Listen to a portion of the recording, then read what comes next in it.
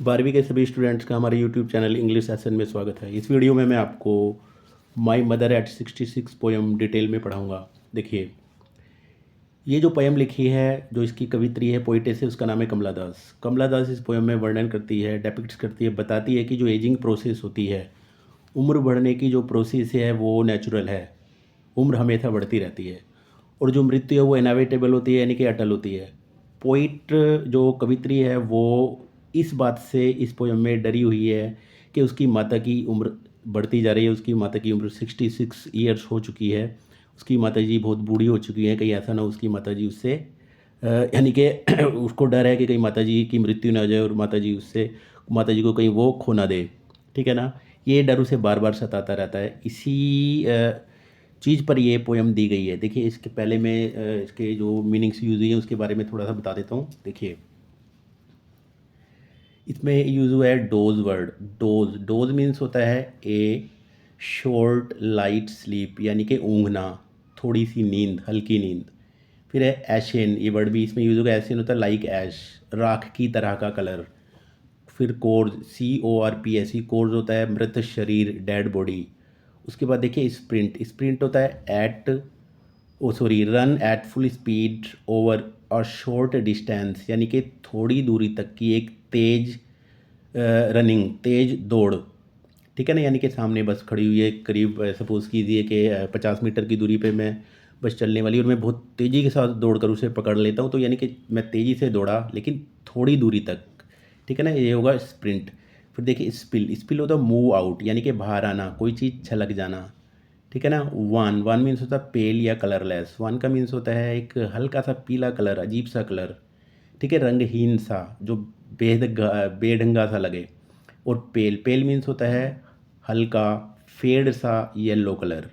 अब देखिए मैं आपको पोएम पढ़ाता हूँ। देखिए, माई मदर एट 66। देखिए, driving from my parents home to Cochin last Friday morning, I saw my mother beside me, doors open mouthed, her face as in like that of a corpse, and realized with pain that she was as old as she looked, but soon। देखिए, लेखिका कहती है कि इस poem की जो poetry है, लेखिका वो कहती है कि वह अपने माता पिता के घर से ड्राइविंग करते हुए, यानी कि गाड़ी चलाते हुए, कोचीन जा रही थी पिछले फ्राइडे, यानी कि शुक्रवार की सुबह को। उसकी माताजी जो थी वो भी उसके पास बैठी हुई थी। बिसाइड होता है बिल्कुल पास, बगल में। उसकी माताजी उसके पास बैठी हुई थी। ठीक है। उसकी माताजी की जो कंडीशन थी वो इसमें बताई गई है। ठीक है, लेखिका अपनी माताजी की कंडीशन बताती है कि वो डोज, डोज मीन्स होता है, अभी मैं बता रहा था मीनिंग। डोज मीन्स होता है ऊँघना, थोड़ी सी सो रही थी। ठीक है ना। ओपन माउथ, उसका जो मुंह था वो खुला हुआ था। राइट। उसके बाद हर फेस ऐसे like that of A course, उसका जो चेहरा था ऐसा लग रहा था जैसे राख का कलर होता है, क्योंकि जो राख होती है वो डेड हो चुकी होती है। एक मुर्दे की तरह, कोर्स की तरह वो लग रही थी। कोर्स मीन्स मुर्दा, मुर्दे की तरह बिल्कुल लग रही थी। ठीक है ना, क्योंकि उसका मुंह खुला हुआ था और राख की तरह उसका चेहरा लग रहा था, जैसे किसी मृत शरीर का चेहरा हो। ठीक है ना। Course and realise with pain. इस बात को देखकर लेखिका को महसूस हुआ एक दुख, एक कष्ट, अपनी माताजी की कंडीशन को देख कर के। माताजी की उम्र काफ़ी बढ़ गई है। ठीक है ना। उस कंडीशन को देख के उसको काफ़ी दुख हो रहा था। आगे देखिए, that she was as old as she looked. लेखिका कहती है कि मेरी जो माताजी थी वह इतनी बूढ़ी थी जितनी वो दिख रही थी। कहने का मीन्स है कि पोइट की माताजी बहुत बूढ़ी हो चुकी थी, मतलब उसके चेहरे से जो पीलापन नज़र आता था वह एक डेड बॉडी की तरह लगती थी। इसका मतलब वह बहुत बूढ़ी हो गई थी, जिस बात ने लेखक को व्यथित कर दिया था, दुखी कर दिया था। ठीक है ना। आगे देखिए, that she was as old but soon put that thought away. लेखिका को ये विचार दुखी कर रहे थे। इन विचारों को दूर करने के लिए लेखिका ने क्या किया, एंड लुकड आउट, लेखिका ने बाहर देखा ताकि इन विचारों से पीछा छूट सके, इन नेगेटिव विचारों से पीछा छूट सके। ठीक है ना, वो दुखी ना हो सके। ठीक है, इसलिए उसने बाहर की at out at young trees sprinting the merry children spring out of their homes. उसने देखा कि बाहर क्या था, जो पेड़ थे स्प्रिंट कर रहे थे। ऐसा लग रहा था बहुत तेज़ी के साथ पेड़, गाड़ी आगे जा रही थी और पेड़ पीछे की तरफ दौड़ रहे थे। उसे ऐसा महसूस, मतलब महसूस नहीं, मतलब ऐसा हो रहा था कि गाड़ी आगे जाएगी तो पेड़ पीछे ही भागते हुए नजर आएंगे। और अपने घरों में से जो बच्चे थे स्पिल आउट कर रहे थे। स्पिल आउट मीन्स होता है बाहर आना, यानी कि छलक जाना। बड़ी तेज़ी के साथ खेलते कूदते बच्चे जो थे वो बाहर आ रहे थे, ठीक है ना। लेखिका ने अपना ध्यान हटाने के लिए इसीलिए बाहर की तरफ देखा था। उसने देखा कि बच्चे खेल रहे हैं, पेड़ जो हैं वो बड़ी तेज़ी के साथ जैसे पीछे की तरफ भाग रहे हैं, ठीक है ना। और क्या था कि इन चीज़ों से क्या पता चलता है, यंग ट्रीज़ और छोटे जो बच्चे खेल रहे थे, इससे पता चलता है कि जो बचपन होता है उससे ज़िंदगी शुरू होती है और जो बुढ़ापा होता है उससे ज़िंदगी ख़त्म हो जाती है।